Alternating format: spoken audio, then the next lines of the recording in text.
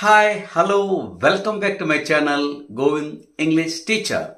Today, we're going to learn an important factor, an important secret, how to learn, how to acquire English fluency, how to become a great speaker in English language. For that only, many people, they're learning many things about English language, they're watching videos, they're learning grammar, they are learning vocabulary, even though they can't speak. Actually, language can't be learned by parts. We were taught, we will learn.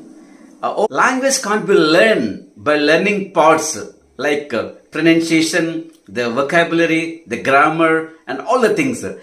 Language can be acquired by real life situations and by using discourses. That means we have to involve in every way, and language can be learned. So, for that only, here is a great personality. He's an English retired teacher, an expert, an extraordinary speaker, a writer, and now he is going to share his wonderful experience, how real-time learning can be taken place. Yes, for that only, I welcome our speaker. He is with us, and now, sir, please welcome, a hearty welcome, sir, J.V.L. Narasimha, sir. Good evening, viewers. Today, let us discuss some strategies or some ways of teaching English.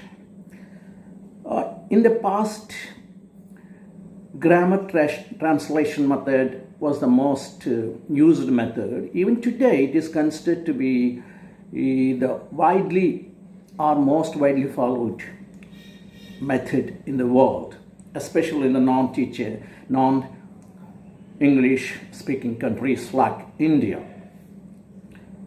The next method is that was considered to be an improvement of our translation method or grammar translation method, that is bilingual method. Another strategy is code switching. The last one is the code mixing. Okay, first let us deal with the grammar translation method. This is the method in which most of us have learned English. This is a method our teachers taught us near 40 or 50 years ago.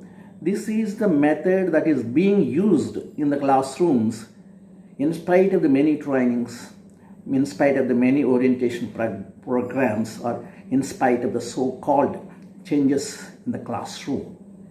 That means the teacher reads a lesson and starts explaining it in mother tongue.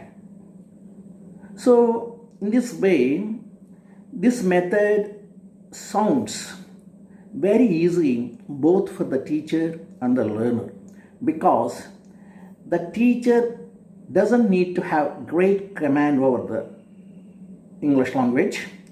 He doesn't need to communicate well in English. It's enough if he or she is able to explain it in the mother tongue. It is also convenient for the learners because they understand the message well. They know the story well. Though the students think that they have understood the lesson well, and they feel that they are able to write or take the examination back. But in a sense, this method is detrimental to both the teacher and the learner in the long run. It makes the teacher inefficient. It makes the teacher not to use English in the real sense or in a communicative way.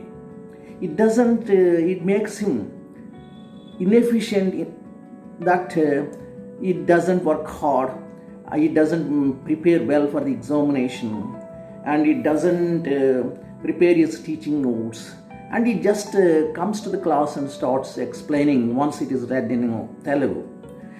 It also makes the students inefficient in the sense that they don't have any command over the language.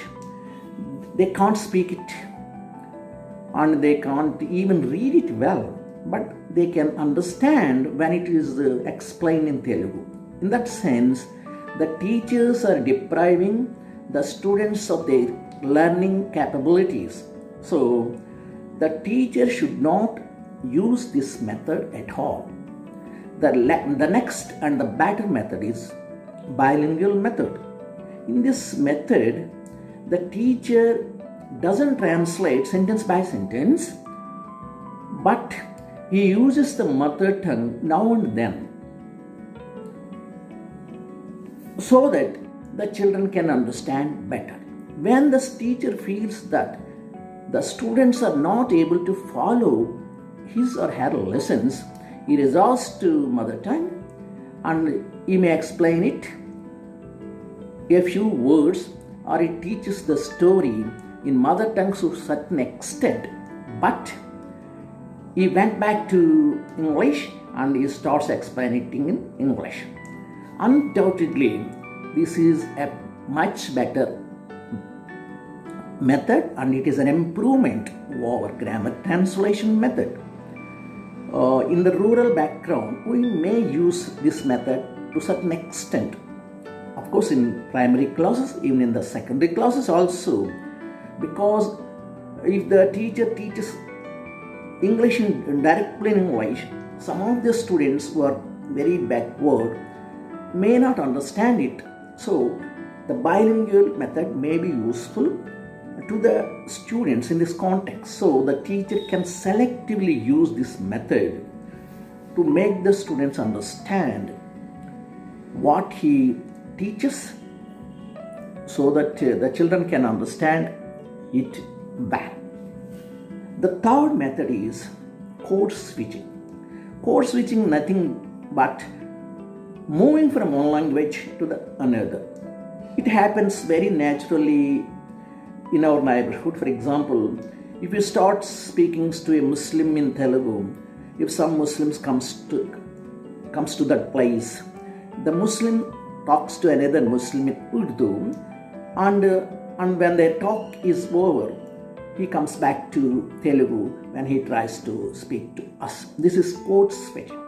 It is a natural way of switching from one language to another. The teacher can use it very effectively in the classroom. This is the much better method or strategy than the bilingual method. So we can use code switching now and then, or selectively, or to make the student understand the target language. Because it is not translation, it is not a bilingual method, it is just switching from one language to another. For example, if you listen to the cricket commentaries, when the cricket commentators speak English, they suddenly switch over to Hindi. Or when they make their commentaries in Hindi, they switch over to English. It happens very naturally, so naturally that even we feel happy. For example, if a great speaker speaks for hours and hours in English and speaks some words or some sentences in our mother tongue, we feel very happy. So you can use this strategy.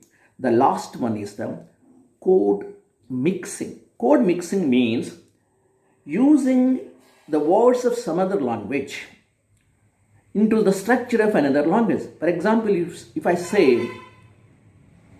నేను road మీద ఒక long స్నేక్ను చూశాను.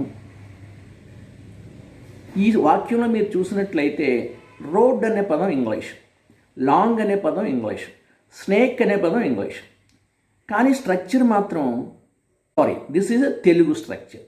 ఇక్కడ మనం ఏం చేస్తున్నామంటే Telugu స్ట్రక్చర్లో English పదాన్ని జోపిస్తున్నాం. దీనివల్ల చాలామంది ఏమంటారంటే మనం చాలా ఇంగ్లీష్ పదాలు వాడేస్తున్నాం కదా, దీనివల్ల ఇంగ్లీష్ డెవలప్. ఏమీ అవ్వదు. మనం ఇప్పుడు మన లైఫ్లో చాలా పదాలు ఇంగ్లీష్ పదాలు మన భాషలో జొప్పించి వాడుతున్నాం. దీని